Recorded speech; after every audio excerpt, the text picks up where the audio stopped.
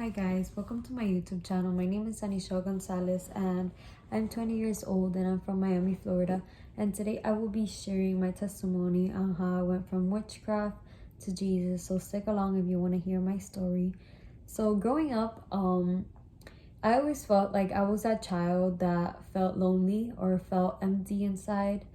Like there was a void inside of me that I always wanted to fill. And growing up, I always did a lot of things to catch the attention of my parents. I remember when I was around 8 or 9 years old, I started drawing my face with a face marker. And I would tell my parents that I had like this disease that, a reaction just came to me, which was a lie. I was always just, coloring my face with a marker. And from that point on in my life, that my parents discovered that I was lying, I grew this void inside of me that needed more and more and more attention as I was growing up. I always felt very lonely, like nothing could fulfill me.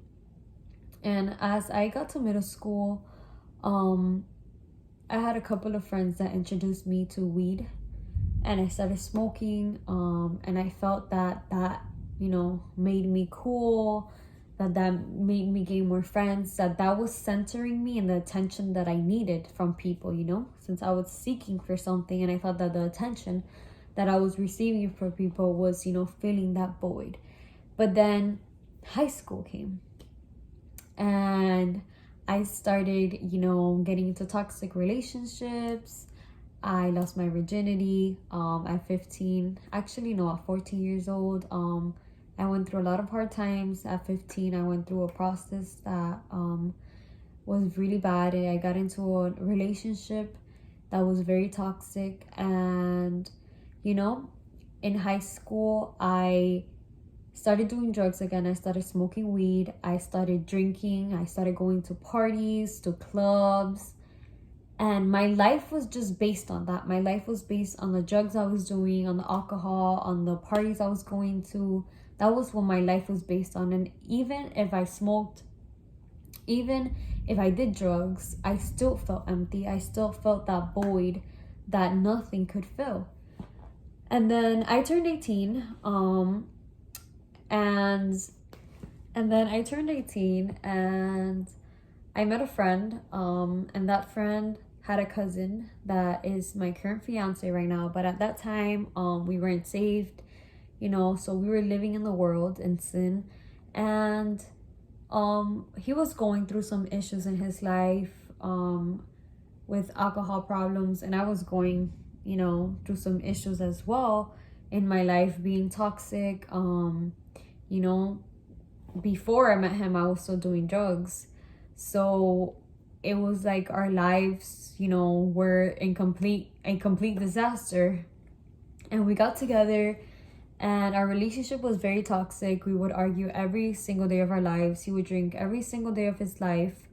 It was a continuous fight every single day. We had no life. Like, our relationship was so toxic. And 5 months into our relationship, I got pregnant. I got pregnant with my first baby, and our relationship, like I mentioned, sucked. We weren't doing well. We were at the edge already, like we were about to break up. And I find out 18 weeks pregnant that my baby was diagnosed with spina bifida. And spina bifida is a disorder, that part of your spine is missing. I'm not sure how to describe it. I know how it is, but part of your spine is missing, and it gives you a disability where you can't walk, where sometimes your brain is enlarged, which is called hydrocephalus, and you have bowel movement problems. So when I got that news, I was very shook. I was in panic. I was in fear, because the person I was with, the baby's dad, wasn't a stable person at that time. He was drinking, he was in the world, and I felt completely lost because I myself wasn't the best either.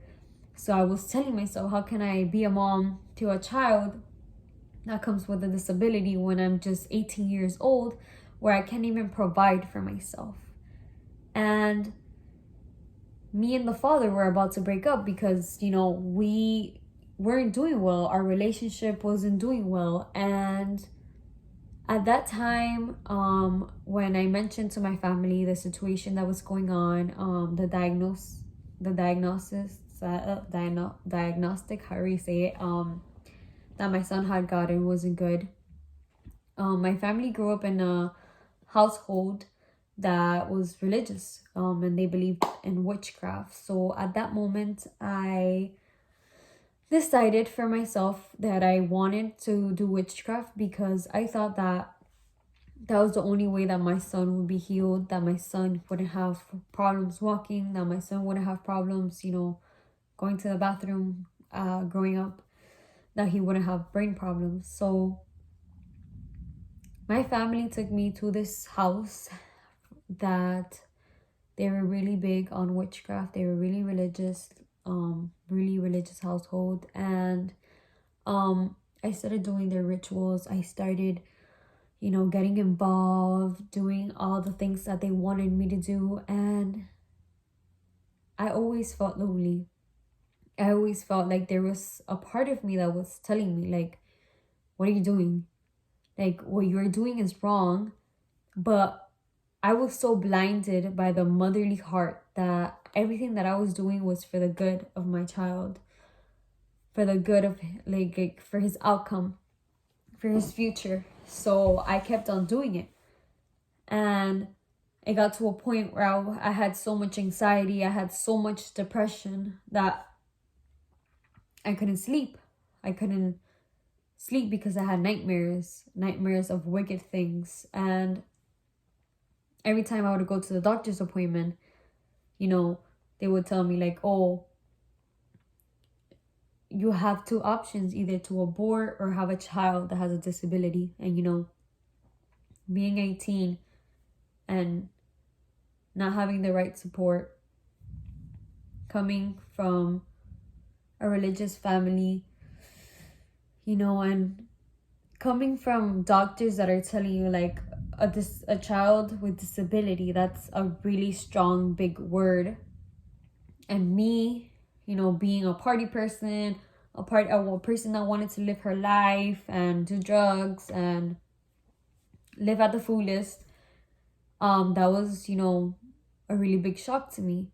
I was really sad. I was, you know, I felt the loss of a mother because I was just saying there's mothers that don't even want their children and they have healthy babies, but I have a baby that has a disability because I didn't know any better. And then as I kept doing witchcraft, everything just started going downhill. My relationship was about to end. Like literally, it was about to end. We didn't have any boundaries as parents that we were about to become. Our relationship was very toxic, like I mentioned, and everything was going downhill. So when I continuously kept doing the witchcraft, I had to pay a lot of money for all the works that I needed to be done for me and my son. I just remember them touching my stomach and my pregnant stomach because I was 18 weeks. My stomach was pretty big at that time.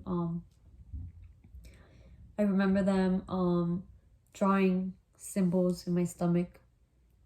And every time they would do anything spiritual, a lot of fear would come into me.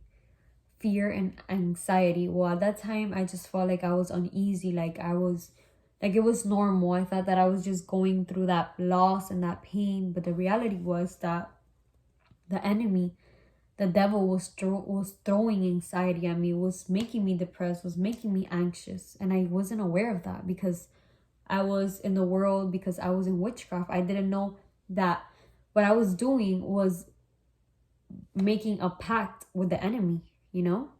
I was making a pact with the enemy because some people think that doing witchcraft is not from the enemy, that it's not from the devil, but it is from the devil. It is from the enemy. It's not from God. You know, like the things that they make you do, the things that you have to do, you know, you understand that that's not from God, because God doesn't give us a spirit of fear. And I was just thinking, like, I'm aware of that now, but when I was there, I was like, wow, if this is a good thing, then why am I feeling fear? Like, why am I feeling like this? Why am I feeling sad? Why am I feeling scared, like panicky? But wow, I just kept on doing it.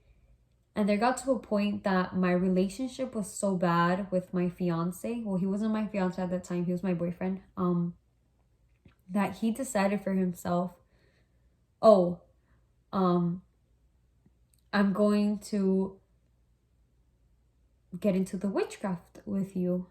And I was like, okay, like, yay, we're gonna save our relationship. And he wasn't sure, so he got some time to think, and you know, and I just kept on doing the witchcraft. The witchcraft spirits kept telling me that me and him were meant to be together, that we were meant to be with other people or separate, whatever. So the time come when he was supposed to do his agreement with the witchcraft spirits, just like I did. And he was not sure. He was very, very uneasy because in his previous years he had believed in God. At the age 16, he is now 21. At the age 16, he started going to church. He received Jesus, but he fell astray. He started hanging out with the wrong crowd. That led him to alcohol problems, to weed, to drugs. So he told me that 3 days before going into the receiving the witchcraft, he asked God for a sign. He asked God, if this is from you, then why do I feel so uneasy? Like, why do I feel like I don't want to do this? And he says that he got a vision from God, that God was showing him like that was from the enemy and not from God. And when I tell you guys that he changed his life completely in a day, I'm telling you that he did. He was a chronic he was a chronic, like, he was so into alcohol. Like, he would drink every single day, like to the point where he was drunk, like very aggressively drunk. And he in a day stopped drinking. Like, that's how powerful God is. Like, that's how real our God is. Like, glory to Jesus. He turned his life in a 360 spin in one day. I was completely shocked. Like, I was in disbelief. And he decided not to do the witchcraft. He was like, that is not from God. I got a sign from God. And I didn't understand. I was just like, what is he talking about? Like, what God is he talking about? There is no God. And then we started to, like, we took a step back from the witchcraft. I did, because he was explaining to me about, you know, God and Jesus. And I was just like, hold on. Like, a part of me hold that curiosity to, you know, see. And I needed an explanation of what I had just witnessed, of his healing, of his salvation, of how he was freed. So he decided, okay, we're gonna go to the Sunday service in King Jesus, the church that we assist right now. Thank the Lord that we assist there. So we started going there, and I remember they said, oh, if you've never received Jesus in your heart, please come up, you know, what they always ask. And I remember going up, and that was so amazing. I remember going up, and I received Jesus that day, that night, in my heart. And when I tell you guys, I felt like there was a weight on my shoulders that just lifted off, that just left. Like everything was perfect. And I remember bawling my eyes out that night, crying to the Lord. And I just felt his presence so strong. I didn't even know that was his presence at that time because I was just new. I was a new believer. And I felt his presence so strong that night that I couldn't, stop crying. I couldn't stop crying. I couldn't. And I heard the Lord like say to me, like, I assure you that your son is going to be saved, that your son is going to be healed. And I don't know why. I believed him. I believed him. I gave it to him. And I stopped doing the witchcraft. I automatically stopped doing the witchcraft. I still had nightmares. It was a work in progress, but I started going to the doctors. And everything was going well for my son. Everything, like all the ultrasounds were going well. My son started kicking in my stomach, even if they said that he was going to be paralyzed. Even though the witchcraft people said that he was going to be paralyzed. And God has healed me in ways that you guys cannot imagine. Like the things that I've been through, you guys cannot imagine. And it was a journey. My fiance has never drank again, and this was in 2020. At the beginning, we are about to go to 2022, and I tell you guys, it's been the best journey, and there's more into my testimony. When I gave birth, I started experiencing anxiety because my son had to get two surgeries. That caused me a lot of, anxiety, and I had separation anxiety because my son had to stay in the hospital for 3 months, and I was not able to carry him. I was not able, only to touch his hands because of the surgeries that he had. And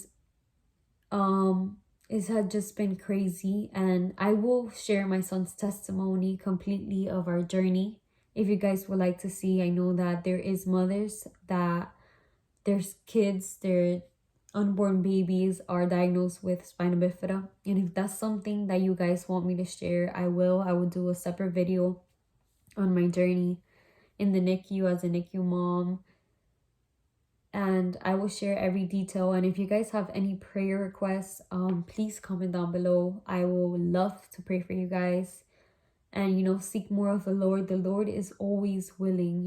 He is always with open arms, with an open heart to heal us and to fix our broken hearts. And there's more to my testimony.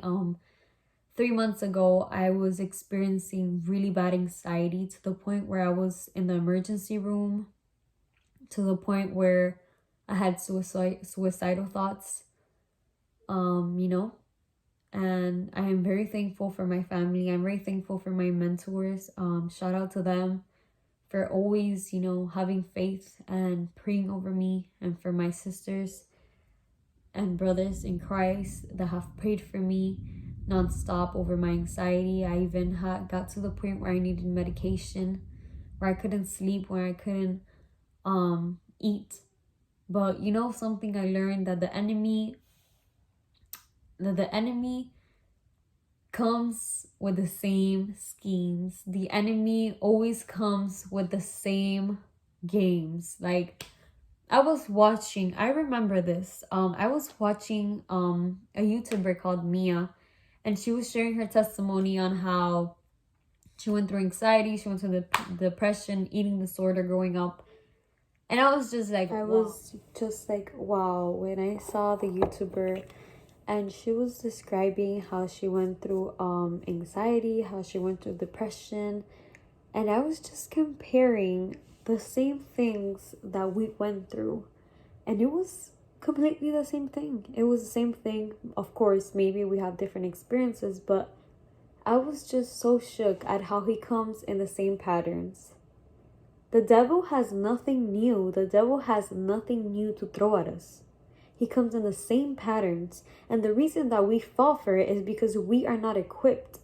because Jesus already paid for anxiety, already paid for depression, already paid for fear in the cross. And that's the thing that we as Christians don't realize, or us, as humans don't see that, our Lord gave his life in the cross for, our fear, for our panics, our anxiety,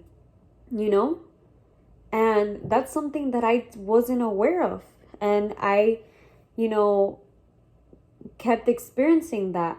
And then when in these 3 months that I started going through like actual real bad anxiety, I started going through that, and I started experiencing panic attacks in stores, and I couldn't go to stores. I couldn't think straight. I couldn't take care of my son because I was afraid. I was afraid of everything. Like, I feared the world, literally. God showed me that the reason why I went through that, because I wasn't equipped, and I was allowing the enemy to open that door and to come inside and to attack me. So, if you guys are going through anxiety and you guys would like me to share a separate video on, how I overcame the anxiety, how I overcame depression,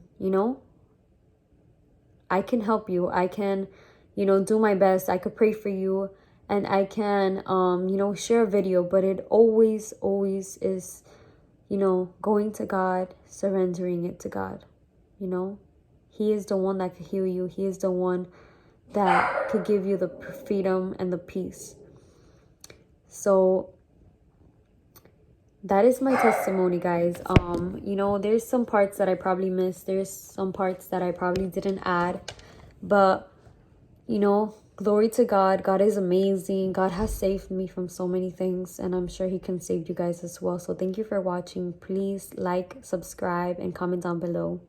And hit the bell button so you guys can get notified any next videos that I will be for sure doing. Thank you for watching.